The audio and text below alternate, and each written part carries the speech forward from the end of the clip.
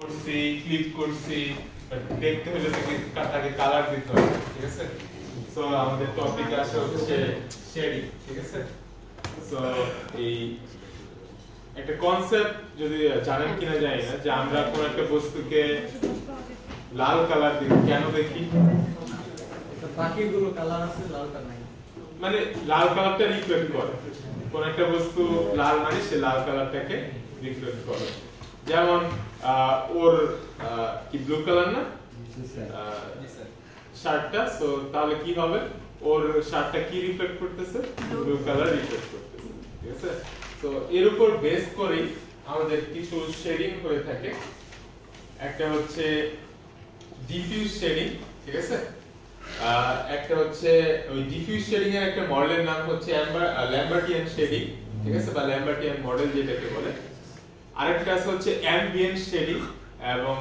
Last আছে আমাদের হচ্ছে স্প্যাকুলার শেডিং আবার যদি একটু বলি আমাদের প্রথম থাকে হচ্ছে ডিফিউজ শেডিং এর একটা মডেলের নাম হচ্ছে ল্যাম্বার্টিয়ান মডেল মানে বিভিন্ন ধরনের অ্যালগরিদম থাকে না সো এরকম একটা অ্যালগরিদম হচ্ছে আমাদের এই ল্যাম্বার্টিয়ান আরেক ধরনের শেডিং হচ্ছে অ্যাম্বিয়েন্ট শেডিং এবং থার্ড ধরনের শেডিং হচ্ছে স্প্যাকুলার তিনটাকে যখন আমরা মিক্স করব ডিফিউজ অ্যাম্বিয়েন্ট স্প্যাকুলার ঠিক আছে তিনটাকে মিক্স করলে আমাদের আসবে হচ্ছে ফর্ম শেডিং যেটাকে আমরা বলতেছি রিয়ালিস্টিক সবথেকে বেশি রিয়ালিস্টিক হচ্ছে ফর্ম শেডিং তাহলে ডিফিউজ শেডিংটা কি যদি বলি যে ডিফিউজ শেডিং হচ্ছে যে কোন ধরনের রিফ্লেক্ট করতে পারে না ঠিক আছে কোন একটা অবজেক্ট যে কোন ধরনের রিফ্লেক্ট করতে পারে না যেমন ধরেন এই পেজটা আমি এখানে ধরলাম কারো চোখে কোনো রিফ্লেকশন আসতেছে না আসতেছে না আসতেছে না তাও তো একটু একটা রিফ্লেকশন ভাব আছে এটার মধ্যে ঠিক আছে 100% ডিফিউশন বলতে আসলে কিছু নাই কিছু না কিছু রিফ্লেক্ট হবেই আমাদের যেমন এই জায়গায় দেখেন কত একটা চোখে রিফ্লেকশন আসতেছে বাট বোর্ডে দেখেন কেউ এই জায়গায় একটা রিফ্লেকশন দেখতে পারতেছেন লাইটের আলো কেউ আবার এই জায়গায় একটা লাইটের ঝলকানি দেখতে পারতেছেন যে অ্যাঙ্গেলে বসে আছে ঠিক আছে এইটাকে আমরা বলতেছি স্প্যাকুলার কি স্প্যাকুলার এটা পুরোপুরি স্প্যাকুলার না কিন্তু কারণ কি এটাতে কিছু পরিমাণ ডিফিউশন আছে আবার এই বস্তুটা যেটাকে বলতেছি এটাও পুরোপুরি ডিফিউজ না এটাতেও কিছু পরিমাণ রিফ্লেকশন হচ্ছে তাহলে ডিফিউজ শেডিং হচ্ছে আমাদের সেই ধরনের শেডিং যেটাতে আমাদের রিফ্লেকশন আসবে না স্প্যাকুলার হচ্ছে সেই ধরনের শেডিং যেটাতে আমাদের রিফ্লেকশন হবে তো আমরা অনেক সময় দেখি না রাস্তায় নতুন গাড়ি যাচ্ছে একদম রিফ্লেক্ট লাগতেছে আমাদের চোখে লাগতেছে সেগুলিকে থাকে হচ্ছে স্প্যাকুলার শেডিং ঠিক আছে আর মাঝখানে একটা বলছিলাম অ্যাম্বার্টিয়ান শেডিং ঠিক আছে বা sorry ambient shading Lambertian model ambient shading হচ্ছে যে আমরা ওই রাতে অনেক সময় দেখি না যে ঘড়িতে এরকম করলে আলো জ্বলে সবুজ কালার বা আমাদের রুমে অনেক সময় আমরা স্টার বা হচ্ছে চাঁদের স্টিকার লাগে এটা হচ্ছে রাতের অন্ধকারে হচ্ছে জ্বলে ঠিক আছে দ্যাট মিন্স কোন একটা বস্তু যার বাইরের লাইট সোর্স ছাড়া তার নিজের একটা লাইট সোর্স আছে বলে মনে হয় সেগুলিকে আমরা বলতেছি অ্যাম্বিয়েন্ট শেডিং ঠিক আছে তাহলে তিন ধরনের শেডিং যদি আমরা বলি এক হচ্ছে ডিফিউজ শেডিং যেতে রিফ্লেকশন হয় না ঠিক আছে বাট 100% ডিফিউশন বলতে কিছু নাই কিছু পরিমাণ রিফ্লেকশন হবেই হবে ঠিক আছে যে যার রিফ্লেকশন কম বা রিফ্লেক্ট হয় আমাদের চোখে কষ্টদায়ক কোনো সিন ক্রিয়েট করবে বাট স্প্যাকুলার শেডিং হচ্ছে সে কারো এখানে দেখতে কষ্ট হচ্ছে না কারো আবার এখানে দেখতে কষ্ট হচ্ছে কারণ কি এখানে লাইটটা এসে রিফ্লেক্ট হচ্ছে সো এটাকে আমরা বলতেছিলাম স্প্যাকুলার যদিও এটা 100% স্প্যাকুলার না আরেকটা কি শেডিং আছে অ্যাম্বিয়েন্ট শেডিং এই বস্তুটার নিজস্ব একটা লাইট সোর্স বা নিজে থেকে একটা লাইট বাইরে বের হচ্ছে বলে মনে হয় ঠিক আছে তো তিন ধরনের শেডিং প্রথম যে ডিফিউজ শেডিং আছে এর জন্য আমাদের একটা মডেল আছে বা একটা অ্যালগরিদম আছে সেটাকে আমরা বলতেছিলাম ল্যাম্বার্টিয়ান শেডিং মডেল আমি যে কথাগুলি বললাম এখানে আছে সব তারপর সূর্য হচ্ছে অ্যাম্বিয়েন্ট শেডিং এর পারফেক্ট হবে অনেক পারফেক্ট মানে ওর তো নিজের একটা ব্রেড সোর্স একটা বলতে পারি ঠিক আছে তো পারফেক্ট সোর্স বলতে পারি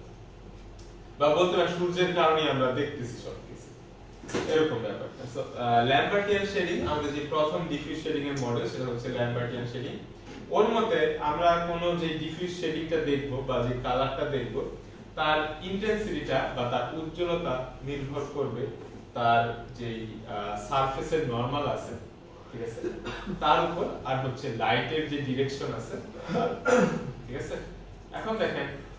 এই জায়গা একটা ডিফিউজ শেডিং নাকি, এর কালার আর পিছনের কালার কি সেম না? সেম।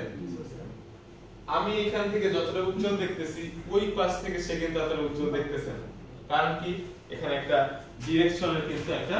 ব্যাপার আছে আমাদের। তো প্রথমে আমি যদি লিখি, সূত্রগুলো একটু লিখেন সবাই সুবিধা হবে।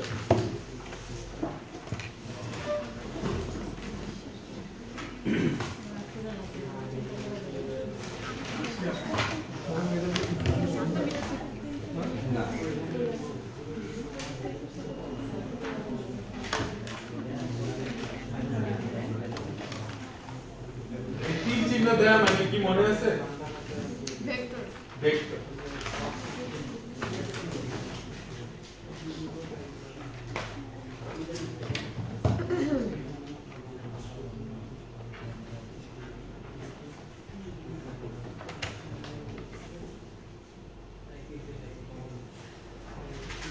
আর ভেক্টর তাই না? ভেক্টর আর এটা এন, এন সারফেস নয়।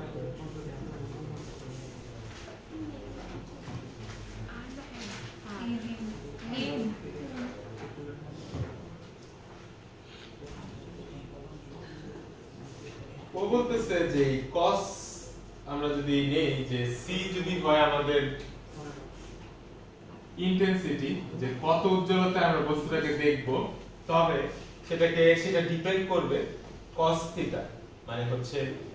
আমাদের যে সারফেস নরমালটা আছে এবং আমাদের যে লাইটের ডিরেকশন আছে তাদের মাঝে যে অ্যাঙ্গেলটা ক্রিয়েট হচ্ছে তার উপর c কি হবে প্রপোর্শনাল টু cos থিটা, এই থিটা যে মাঝখানে যে অ্যাঙ্গেলটা আছে সেটার উপর ডিপেন্ড করবে হচ্ছে কত উজ্জ্বলতায় বস্তুটাকে দেখা যাবে। যেমন এখান থেকে এই অন্ধকার যত উজ্জ্বলতায় দেখা যাচ্ছে ওইখান থেকে অত উজ্জ্বলতায় দেখা যাচ্ছে না, কারণ কি এখানে অ্যাঙ্গেলের একটা পার্থক্য আছে, ঠিক আছে। তো সেই cos থিটাকে ভেঙে লিখছে এইভাবে n dot product of n।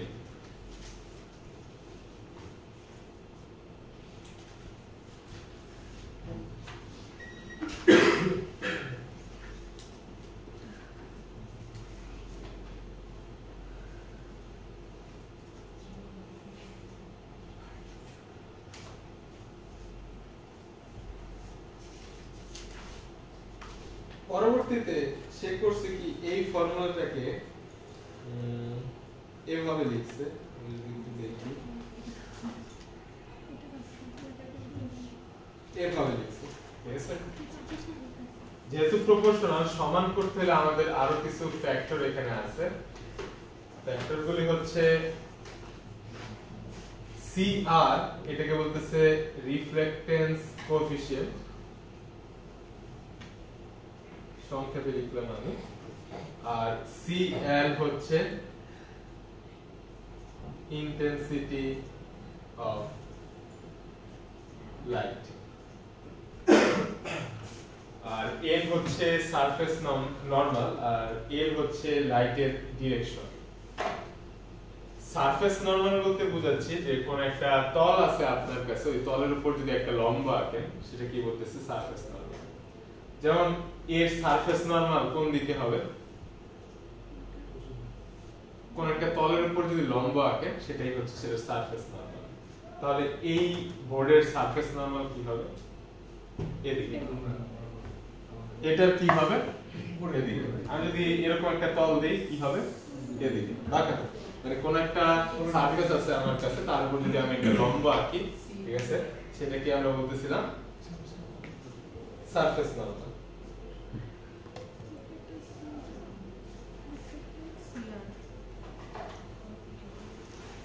আচ্ছা,